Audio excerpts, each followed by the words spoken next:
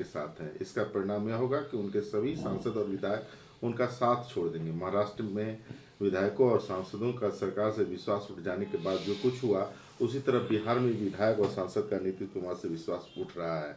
आने वाले समय में उनके सभी विधायक और सांसद उन्हें छोड़कर भाजपा में शामिल होंगे।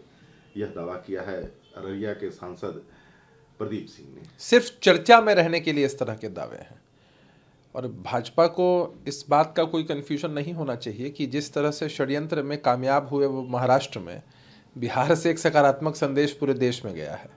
और नीतीश कुमार जी का व्यक्तित्व इतना बड़ा है कि उनके सामने भारतीय जनता पार्टी का कोई भी षड्यंत्र नहीं चल सकता है। नीतीश कुमार जी जो भी फैसला लेते हैं, पूरी पार्टी, चाहे वो पूरे सांसद हों, विधायक हों, विधान पार्षद हों, हर कोई, सभी नेता और कार्यकर्ता मजबूती से नीतीश कुमार जी के हर फैसले के साथ खड़े रहते हैं। सभी सदस्य संगठन विधानसभा और लोकसभा चुनाव के लिए सभी को कमर कसनी चाहिए। सभी को पीएम की कड़ी मेहनत और समर्पण का पालन करना चाहिए, रविशंकर ने यह कहा। कि भारतीय जनता पार्टी के लोगों को इस बात का आभास हो चुका है कि इतने वर्षों तक वो लोग सत्ता में रहे, बुनियादी मुद्दों की कभी चर्चा नहीं की, हमेशा चुनावी मार्केटिंग ही की है। और अब उनको इस बात का आभास हो रहा है कि विपक्ष के जब सभी दल एकजुट हो रहे हैं तो कहीं ना कहीं आने वाला समय उनके लिए अच्छा और बेहतर नहीं होने वाला है। इस वजह से उन लोगों की इस स्तर पर तैयारी चल रही है। पश्चिम बंगाल की मुख्यमंत्री ममता बनर्जी ने कहा है कि भाजपा के नेता घर में जुगनू भी घुस जाए तो केंद्रीय टीम पश्चिम बंगाल भेज दी जाती है। किसी घटना को लेकर उत्तर प्रदेश, दिल्ली या गुजरात में ऐसी टीमें क्यों नहीं भेजी जाती? केंद्र सरकार परेशान कर रही है, छोटी छोटी बातों पर केंद्रीय दल भेजकर पश्चिम बंगाल में। देखिए, इस बात को तो कोई नकार नहीं सकता है कि स्वायत्त संस्थाएं हो, संवैधानिक संस्थाएं हो, या जो भी संस्थाएं केंद्र सरकार के अंतर्गत काम करती हैं, उनका कहीं ना कहीं दुरुपयोग केंद्र की सरकार के इशारे पर ही होता है।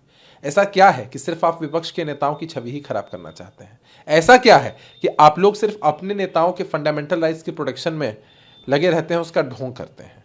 संविधान ने सबको अधिकार दिए हैं, इन अधिकारों का दुरुपयोग नहीं होना चाहिए। उरी और पुलवामा आतंकी हमलों पर बोलते हुए नेशनल कॉन्फ्रेंस के अतिरिक्त जनरल सचिव मुस्तफा कमाल ने कहा है कि लगभग स्पष्ट हो चुका है कि यह भारत सरकार द्वारा प्रायोजित किया गया था। हमने उनकी तस्वीरों या शव नहीं देखे। जब तक यह स्पष्ट नहीं हो जाता कि कौन है हत्यारा, सभी उंगलियां भारत सरकार की एजेंसियों की ओर इशारा करती हैं। देखिए, ये सब मुद्दे बहुत सेंसिटिव होते हैं। जहाँ तक मसला आंतरिक सुरक्षा का हो या बाहरी सुरक्षा का हो, सीमा सुरक्षा का हो, हमारा ऐसा मानना है कि ये मुद्दे राजनीति के लिए नहीं होते हैं। तथ्य हमेशा देश की जनता के सामने आना चाहिए।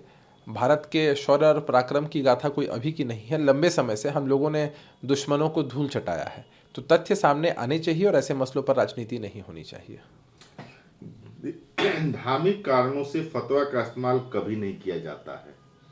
कुरान में 200 उदाहरण हैं और कोई भी इंसान यह तय नहीं कर सकता कि कौन सही और कौन गलत। फतवों को राजनीतिक हथियार के तौर पर इस्तेमाल किया जा रहा है। केरल के राज्यपाल आरिफ मोहम्मद खान ने दिल्ली में यह बात कही।